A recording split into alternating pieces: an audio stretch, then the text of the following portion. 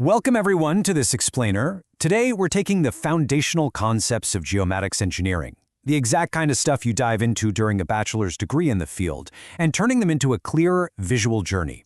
If you're studying land administration, or honestly, if you just want to understand the invisible rules that govern the very ground we walk on, consider this your masterclass. Let's get right into it.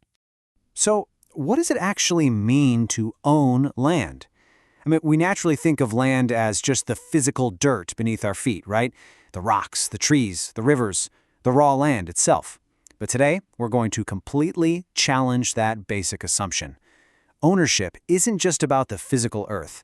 Understanding that distinction, that is the absolute key to everything we're about to discuss. Here is our roadmap for this explainer. We're going to cover 1. Decoding land tenure. 2. The cadastral parcel. 3. Global property regimes. 4. Nepal's historic tenure systems. 5. Raikar and Guti explained. And finally 6. Security of tenure. Okay, Section 1. Decoding land tenure.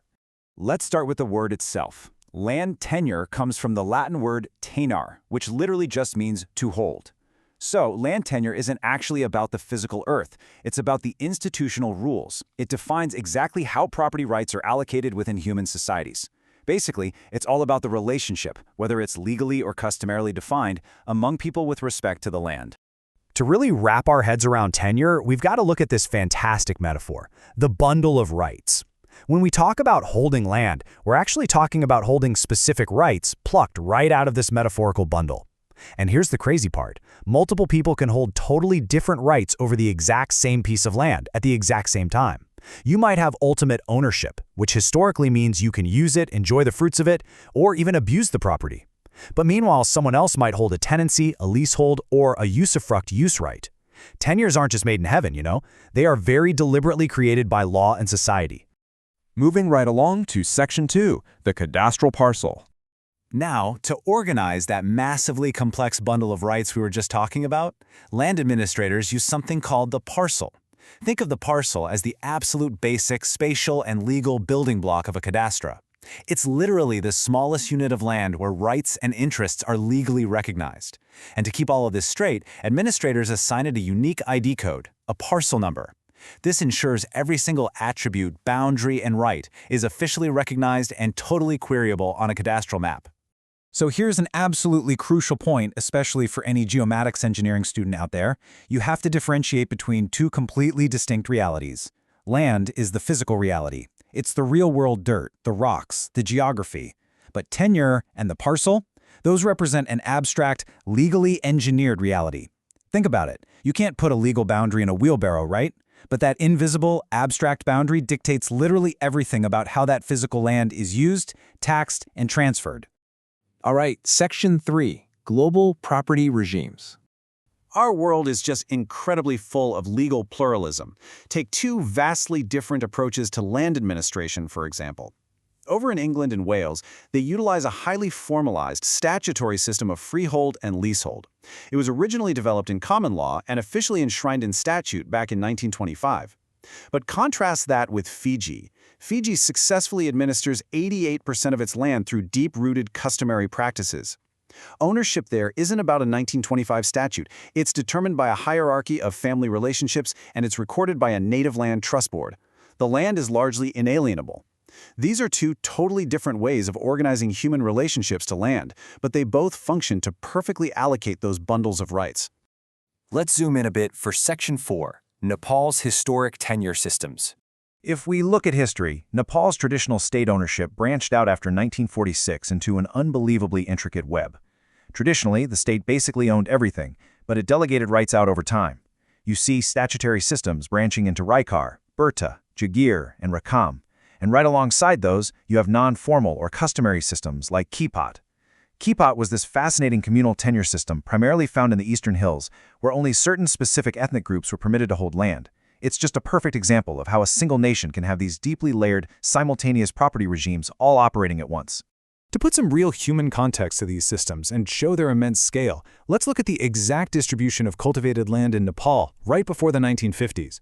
Raikar was the largest, covering over 960,000 hectares. But Birta was also absolutely massive at roughly 700,000 hectares. And Birta was actually land assigned by the state to individuals just to provide them with a livelihood, which in practice essentially created these powerful feudal land barons. Other lands were assigned as literal remuneration for specific functions or set up as religious trusts. It really highlights how the state historically used land almost like currency to manage livelihoods, fund the military, and control society. Which brings us to Section 5, Raikar and Guthi explained.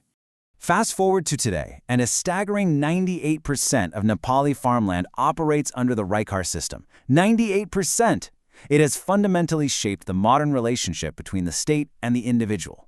So what exactly is Raikar? Well, it refers to land that the state retains under its own ownership while simultaneously taxing the individuals who operate it. In the Raikar system, those rights from our bundle, like the right to use and cultivate the land, are granted to the individual operator. But here's the crucial catch. The state retains ultimate ownership and the right to collect taxes. And honestly, that mechanism of paying taxes, that is exactly what actually secures the holder's place in the official land record. Running alongside Raikar is the really fascinating Guthi system. This is an institutional trust land system specifically allocated for religious and charitable purposes. It can be officially registered, which is known as Darta Guthi, or unregistered, called Dunya Guthi. Its historical objectives were profoundly cultural. It was set up to acquire religious merit, maintain temples, and get this, it was even driven by a traditional belief that gifting land to the trust would literally prevent famine and bring prosperity to the whole country. It's a brilliant example of how land tenure can be entirely driven by deep social and religious structures. Now for our final part, Section 6, Security of Tenure. Look, the ultimate goal of all land administration, whether we're talking about the roughly 25 million individual parcels mapped out in Nepal or a customary native reserve in Fiji, is achieving this holy grail of tenure security. It is all about creating a secure expectation by the user that they can actually continue to use their land without arbitrary interference or the constant fear of losing their rights. Because when people have secure, recognized rights, when that expectation is totally cemented, amazing things happen. First off, it avoids a complete free-for-all. It empowers regular people to use their land as financial collateral, bringing them into the formal economy through mortgages. It strongly encourages them to invest in sustainable agriculture and promotes the conservation of natural resources, mostly because they know for a fact they will be the ones to reap the future benefits. Plus, having a well-mapped cadastre drastically reduces boundary conflicts. It lets people resolve disputes peacefully through official records rather than resorting to force. It's a total game changer. So as we wrap up this explainer, I want you to consider this final challenge. As globalization accelerates, how will future land markets adapt these ancient, customary systems to the modern digital cadastre? How will the geomatics engineers of tomorrow actually map and secure those complex, invisible bundles of rights that have defined our societies for centuries? It's a massive puzzle, and it goes far, far beyond just measuring the physical dirt.